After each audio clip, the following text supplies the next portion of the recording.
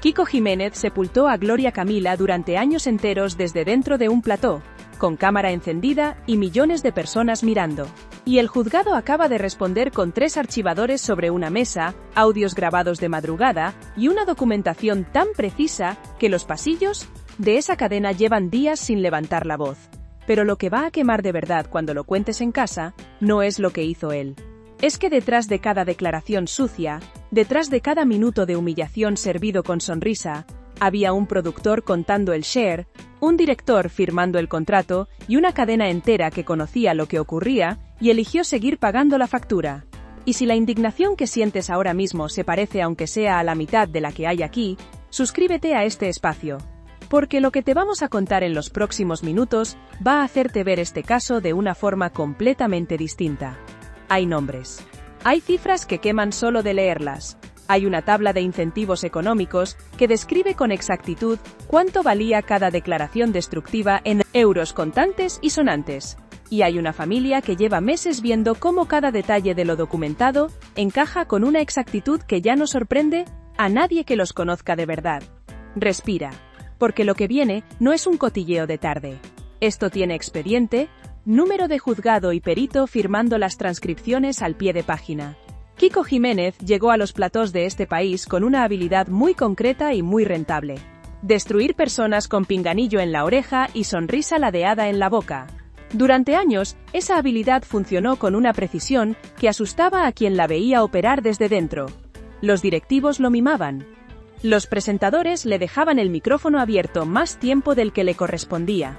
Nadie levantaba la mano. Nadie decía basta. Los números de audiencia subían cada vez que él abría la boca, y en esa industria los números justifican todo, absolutamente todo, hasta que un día dejan de justificarlo con una velocidad que ni los propios directivos anticipan. El problema de construir una carrera entera sobre el daño ajeno es que ese daño acumula peso, acumula folios, vuelve con factura. Y si crees que lo que rodea a Kiko Jiménez es únicamente un asunto entre 2 personas que se separaron mal, suscríbete ahora mismo. Porque lo que viene a continuación va a cambiar por completo tu versión de esta historia y de todas las personas que la sostuvieron desde detrás de la cámara. Hay que ir al principio de todo. Kiko Jiménez no llegó fabricado al plató, se fabricó dentro de él. Se construyó a sí mismo en el interior de esa cadena a base de repetición y de un talento muy específico, que los productores aprendieron a explotar, con rapidez, la capacidad de humillar a quien tuviera delante sin que le temblara la voz ni la sonrisa. Lo contrataron exactamente por eso, porque hay un segmento de audiencia que disfruta viendo cómo se desmonta a alguien en directo, y él era el instrumento ideal para ese espectáculo. Pecho inflado, tono de superioridad permanente, esa manera de inclinar la cabeza que decía en silencio que sabía más de lo que contaba. Y mientras él se convencía de que controlaba el espacio, los productores contaban minutos de antena. Los anunciantes firmaban bloques, y la cadena aplaudía internamente cada pico de share. Era un negocio redondo. Hasta que dejó de serlo. Y cuando un negocio deja de serlo en esa industria, la maquinaria se detiene con una brusquedad que no avisa ni se disculpa. Lo que la gente no sabe, o ha decidido no preguntar en voz alta, es que Gloria Camila presentó la denuncia por maltrato psicológico mucho antes de que el escándalo ocupara portadas, y que la cadena estaba al corriente desde mucho antes de que la información explotara. Fuentes internas que conocen el funcionamiento de los despachos de dirección confirmaron que la cúpula tenía conocimiento de que existía un procedimiento judicial abierto entre 2 de sus colaboradores habituales. La pregunta que nadie quería formular era obvia. Si sabías que uno de tus colaboradores había sido denunciado formalmente por la otra, ¿por qué seguías sentándolos en el mismo espacio semana tras semana? La respuesta era igualmente obvia y bastante más fría de lo que resulta cómodo admitir en voz alta. En ese momento la guerra que importaba era otra. Kiko era un proyectil útil, preciso y barato. Tocarlo habría significado debilitar una posición que la cadena consideraba estratégicamente prioritaria. Así de calculado estaba todo. Así de deliberada era cada decisión tomada en esos despachos, mientras Gloria seguía apareciendo en el noticiario de su propio dolor. Lo que ves en pantalla y lo que se decide detrás son 2 universos completamente distintos. Y este caso lo demuestra con una nitidez que ya no admite interpretaciones amables. Mientras eso ocurría en los despachos, en pantalla el personaje crecía sin freno visible. Kiko hablaba de intimidades que nadie le había pedido que ventilara, de mensajes ajenos, de detalles que servían exactamente para lo que la escaleta necesitaba en cada semana concreta. Cada declaración más sucia que la anterior, y cada declaración tenía un precio que muy pocos conocían entonces. Porque lo que circula ahora en los despachos legales vinculados a este caso es un documento que describe con exactitud milimétrica un sistema de incentivos económicos donde se detallaba cuánto cobraba cada colaborador según el nivel de impacto de lo que soltaba en antena. El nombre de Kiko aparece en ese documento. 1.000 euros por mención sexual explícita. 3.000 si involucraba el nombre de Ortega Cano, con datos comprometedores. 5.000 si conseguía que el tema se convirtiera en trending negativo durante más de 40 minutos. El dolor de Gloria Camila tenía tarifa. Alguien la fijaba, otro la pagaba. Y así, semana tras semana, con una regularidad que resultaba indistinguible de cualquier otro gasto operativo de producción. Ese documento hoy está en manos de sus abogados. Y los abogados ya lo pusieron sobre la mesa con toda la documentación que lo sostiene. Pero para entender el peso real de lo que contienen esos 3 archivadores, hay que entender primero el estado en que se encontraba Gloria durante las semanas previas a que todo esto saliera. Personas que la visitaron en ese periodo la describen como alguien que dormía poco, comía lo que podía y revisaba cada mañana las notificaciones del móvil con la tensión de quien espera un golpe, que sabe que va a llegar, pero no sabe cuándo. El informe clínico presentado por sus letrados en sede judicial habla de pérdida de peso extrema, cuadros de ansiedad severa y una dependencia emocional que el propio documento califica como resultado de una relación altamente tóxica y sostenida en el tiempo. Eso no se construye en semanas, se construye con paciencia, con control milimétrico de la imagen pública del otro y con la habilidad de usar a alguien cuando conviene y destruirla cuando ya no sirve. Y Kiko lo hizo con cámara encendida y millones de espectadores de testigos. Nadie paró la emisión. Nadie dijo que aquello era ya suficiente. Una redactora que trabajó en el formato durante 3 temporadas completas, describió en una entrevista reciente una reunión de escaleta, donde el coordinador de contenidos señaló con el dedo el nombre de Gloria en un listado de posibles temas de la semana, y dijo literalmente que ese filón había que exprimirlo antes de que se agotara. Nadie en esa sala protestó. Nadie recogió los folios y se fue. La reunión continuó. Se repartieron los ángulos del tema, se acordó qué le preguntarían a él y qué silenciarían de ella. Y la semana siguiente el programa salió al aire exactamente como se había planeado en esa sala. Gloria no estaba en esa reunión. Nunca supo que su nombre figuraba en un listado de filones pendientes de explotación. Lo supo mucho después, cuando los folios empezaron a acumularse en el archivador de su abogado, con membrete oficial y número de expediente impreso en la esquina superior derecha de cada página. La normalidad con que todo aquello se ejecutaba dentro de esa redacción es, probablemente, el detalle más perturbador de toda esta historia. No había drama interno, no había nadie mirando hacia los lados antes de hablar. Era protocolo. Era el lunes por la mañana y la escaleta de la semana. Y mientras tú escuchas esto, alguien en esa industria sigue sentado en la misma silla de esa sala, sin haber tenido que responder por nada todavía. La figura de Ortega Cano en todo esto merece detenerse, porque dice mucho sobre el nivel de presión al que estaba sometida esa familia. Ortega Cano construyó su vida pública sobre el toreo, sobre la pérdida de Rocío Jurado, y sobre una discreción que en este país resulta casi anacrónica. Un hombre que prefería el silencio a la trinchera. Y sin embargo, hubo semanas en que miraba los programas de tarde, con una expresión que las personas cercanas a él describían como el cansancio de quien lleva demasiado tiempo aguantando algo que no puede parar. Porque él sabía que lo que ocurría en pantalla con su hija tenía un origen concreto y un nombre concreto.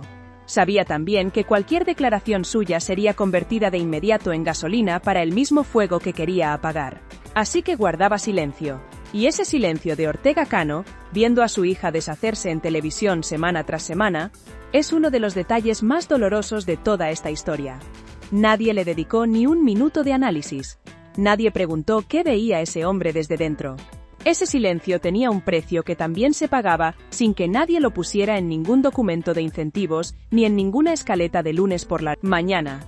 Hay que entender también el contexto temporal de la denuncia para comprender por qué el sector tardó tanto en reaccionar de forma visible. Gloria presentó la denuncia en un momento en que la cadena estaba en plena guerra narrativa con el bloque de Antonio David Flores y sus aliados. Kiko Jiménez era uno de los artilleros más activos de ese frente. Tocarlo en ese momento habría significado debilitar una posición que la dirección consideraba prioritaria. El procedimiento judicial quedó, por tanto, en un segundo plano informativo que la propia cadena contribuyó a mantener. Ninguno de sus programas de tarde dedicó un bloque relevante a analizar con profundidad lo que había detrás de esa denuncia, mientras Kiko seguía sentado en sus platós. La coincidencia entre el silencio editorial y la utilidad estratégica del personaje es demasiado exacta para ser accidental. Los abogados de Gloria lo señalaron con esa misma precisión ante los periodistas convocados en el Hotel de Madrid. Y esa señalización, hecha con calma y con folios en la mano, era mucho más devastadora que cualquier declaración dramática para las cámaras. El silencio tiene nombre. Cuando alguien se molesta en documentarlo. Y todavía no te he contado lo más fuerte. Los audios. Las grabaciones nocturnas. Lo que estaba ocurriendo de madrugada, mientras en pantalla, todo tenía el aspecto de televisión normal. Suscríbete ahora mismo porque lo que falta por salir es lo que transforma este caso de un escándalo de colaborador a algo bastante más documentado, bastante más sistémico y bastante más difícil de enterrar, con un comunicado de 2 párrafos, que lo que cualquier programa de tarde te ha contado, hasta hoy. El abogado principal del equipo de Gloria tiene fama en los ambientes judiciales madrileños de preparar sus casos con una minuciosidad que resulta incómoda para la parte contraria. No lleva casos mediáticos por vocación de focos, los lleva cuando considera que la documentación es sólida. Y en este caso llegó al hotel con 3 archivadores físicos, los colocó sobre la mesa uno a uno, y empezó a hablar con la calma de alguien que sabe que el peso del material que tiene delante trabaja por él sin necesidad de aspavientos. El primero contenía el informe clínico completo. El segundo, las grabaciones de audio con sus transcripciones validadas por perito. El tercero, el documento de incentivos económicos y copia del diario personal de Gloria, con páginas reproducidas en sede judicial. 3 archivadores. Nada de retórica. Solo folios. Y los folios ese martes por la mañana, en esa sala del hotel del centro de Madrid, hablaban muy alto. Los fotógrafos encuadraron esos archivadores antes de que entrara nadie, porque ya entendían, con el instinto de quien lleva años en esa profesión, que los archivadores eran la noticia, que todo lo demás era contexto. Cuando el abogado empezó a hablar, lo hizo sin elevar la voz y sin mirar las cámaras. Miraba los folios. Y esa decisión de no buscar el objetivo de la cámara, en un ambiente donde todo el mundo pelea por los focos, transmitió una seguridad que ningún gesto dramático habría podido igualar. La sala entera contuvo la respiración cuando abrió el segundo archivador. Porque el segundo archivador contenía lo que nadie dentro del sector quería que saliera a la luz con esta nitidez.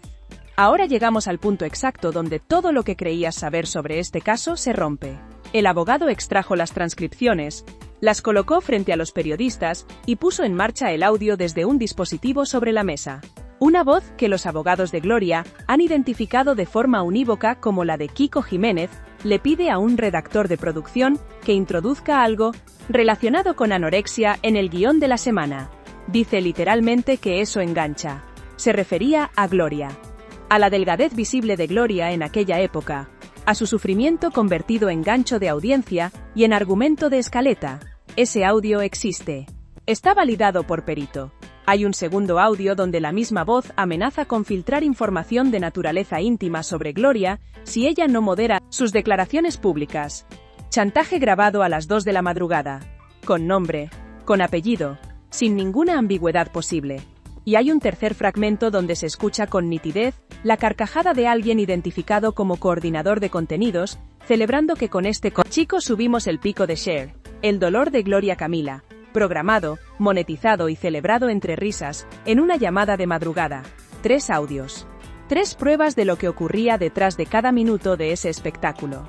Y si crees que Kiko Jiménez y la cadena que lo sostuvo deben responder por todo esto, suscríbete, porque esta historia no ha terminado, y aquí no vamos a dejar de contarla, hasta que haya respuestas reales para cada una de las preguntas que siguen abiertas. El sobreseguimiento provisional que Kiko ha presentado como victoria personal merece una lectura bastante más cuidadosa que la que él mismo ofrece desde sus stories. Un auto de sobreseguimiento provisional significa que el juez instructor no encontró indicios suficientes en esta fase concreta de la investigación.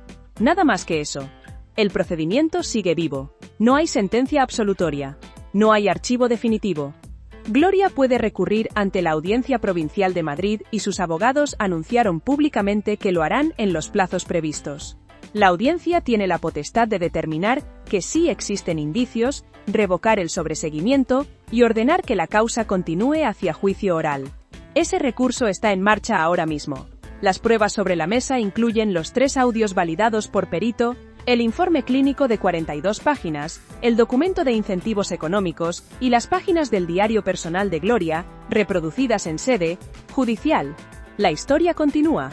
Aunque él quiera darla por cerrada, con un story de 2 párrafos, escrito desde el interior de un coche con fondo neutro. Porque eso fue exactamente lo que ocurrió cuando llegó el burofax de la cadena. Kiko Jiménez tardó menos de 24 horas en procesar lo que significaba. La suspensión fue inmediata, cautelar, con pérdida de las indemnizaciones pactadas en contrato. El comunicado oficial tenía 2 líneas, frío como el acero. Rescisión de la colaboración hasta el total esclarecimiento de los hechos, sin caché, sin plató, sin director que le susurre desde el pinganillo lo que tiene que gritar para subir el share, fuera del único territorio donde creía ser invulnerable. Lo que ocurrió después fue la demostración precisa de cómo se deshace alguien que ha construido su identidad entera sobre la impunidad y sobre la certeza de que siempre habrá un micrófono disponible. El video selfie desde el interior del coche. La voz con un temblor que no llegaba a convencer del todo. El gesto de mártir que ya había ensayado demasiadas veces en pantalla para que resultara creíble fuera de ella. Dijo que aquello era una caza de brujas. Que su verdad saldría a la luz. Lo borró a los 10 minutos. Las capturas ya volaban por todos los grupos de Telegram vinculados a la prensa del corazón antes de que pudiera cerrar la aplicación. El ratio de dislikes multiplicó por 10 a los likes.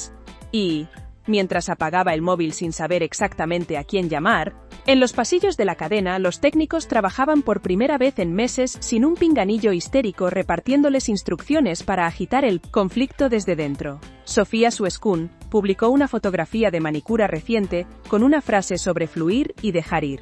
La lectura fue unánime. El hashtag Kiko solo trepó por encima del Kiko fuera en menos de 2 horas. Porque en televisión, el peor castigo para quien ha construido su imagen sobre el poder y la visibilidad, no llega en forma de sentencia judicial. Llega en forma de silencio, quedarse solo en el único terreno donde creías dominar. Y de repente, ya nadie dispuesto a sostenerte. Eso fue lo que ocurrió. Y ocurrió con una velocidad que ni él mismo anticipaba cuando firmó el último contrato. Entonces, llegó el documento que sus abogados llevaban semanas temiendo. Un notario se personó en el domicilio donde Kiko se había refugiado tras el comunicado. Traía la notificación judicial de una petición de medidas cautelares. Alejamiento digital con carácter urgente. Si la resolución prosperaba en los términos solicitados, Kiko quedaría impedido de mencionar a Gloria Camila, a Ortega Cano y a cualquier miembro de la familia en cualquier plataforma, canal, programa, entrevista o perfil en redes sociales. Cada incumplimiento, 6.000 euros de multa automática. Era la primera vez que el término alejamiento digital se aplicaba con esta precisión a un caso vinculado al universo de la televisión de entretenimiento español, y sonaba completamente lógico e insuficiente al mismo tiempo. Porque ese daño estaba hecho desde hace años, y ninguna medida cautelar lo deshace hacia atrás. Ningún juez puede devolver las 42 páginas de ese informe clínico al estado anterior a que fueran necesarias. Gloria Camila no necesitó un plató ni titulares construidos para la audiencia para conseguir el apoyo que llegó tras la rueda de prensa. Le bastó con que la gente escuchara 30 segundos de esos audios. Le bastó con que leyeran 2 páginas del diario que escribía de madrugada cuando la ansiedad no la dejaba dormir. Una página describía un ataque de pánico en el camerino antes de una gala. La otra, la mañana en que se encerró en el baño porque tenía miedo de ver su nombre convertido en trending doloroso antes del desayuno. Esas 2 páginas dijeron más que todos los programas de tarde juntos durante los últimos 5 años. Y eso por sí solo ya es una condena que ningún auto judicial puede matizar, afinar, ni reencuadrar con terminología procesal. La cadena, acorralada por la presión simultánea de los anunciantes y de un entorno mediático que ya no podía ignorar lo que había estado financiando, Publicó un nuevo manual interno de conducta. Prohibido monetizar trastornos alimentarios o problemas de salud mental de colaboradores, sin consentimiento explícito y documentado. Veto inmediato a cualquier colaborador imputado en procesos activos relacionados con violencia de género o maltrato psicológico, mientras el procedimiento esté abierto. Un veterano de producción levantó la mano en la reunión donde se presentó el documento y dijo que esas restricciones matarían el formato tal como lo conocían. La directora de contenidos contestó sin dudar que más lo matarían los anunciantes si terminaban de irse. Fin de la discusión. Una marca de cremas retiró toda su campaña estival de los bloques publicitarios vinculados al formato. Le siguió una franquicia de colchones que llevaba 4 años siendo anunciante fijo. Luego, una aseguradora de salud que emitió un comunicado diciendo que sus valores corporativos no eran compatibles con el contenido en cuestión. 3 millones de euros en contratos de verano evaporados en menos de 48 horas desde que los audios se hicieron públicos. La dirección de publicidad se quitó las gafas, miró los números sobre la mesa y firmó la rescisión definitiva sin esperar el resultado del proceso judicial. El personaje había dejado de ser rentable en el único sentido que esa industria comprende sin necesidad de traducción: el monetario. Ortega Cano escuchó la noticia del sobreseguimiento provisional, del recurso anunciado y de los audios en su finca, con Gloria a su lado. No hubo declaraciones ante las cámaras apostadas tras la verja, hubo un abrazo largo en el interior de la casa, y un silencio que quienes conocen a ese hombre desde hace años leyeron con una sola palabra: alivio. El alivio pesado y cansado de un padre que ve que la balanza empieza a inclinarse, muy despacio, pero de forma visible, hacia el lado correcto. La mano de Gloria temblaba al cerrar la puerta. Los ojos no temblaban. Llevaban demasiados años esperando este momento para permitirse el miedo, ahora que había llegado. ¿Cuántas veces miraron hacia otro lado mientras alguien usaba un plató para hacer daño con el aplauso implícito de los números de audiencia? ¿Cuántas personas pagaron ese entretenimiento con su salud, con su dignidad, con informes clínicos que nunca deberían haber sido necesarios, y con páginas de diario escritas de madrugada que no tendrían que existir?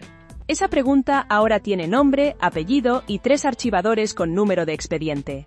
Lo que quedará de todo esto cuando el polvo se asiente sobre los titulares es la radiografía exacta de cómo una industria entera puede convertir el sufrimiento real de una persona en escaleta, en producto, en tarifa de 5.000 euros el trending negativo, y seguir funcionando durante años con la impunidad que le otorgan los picos de share.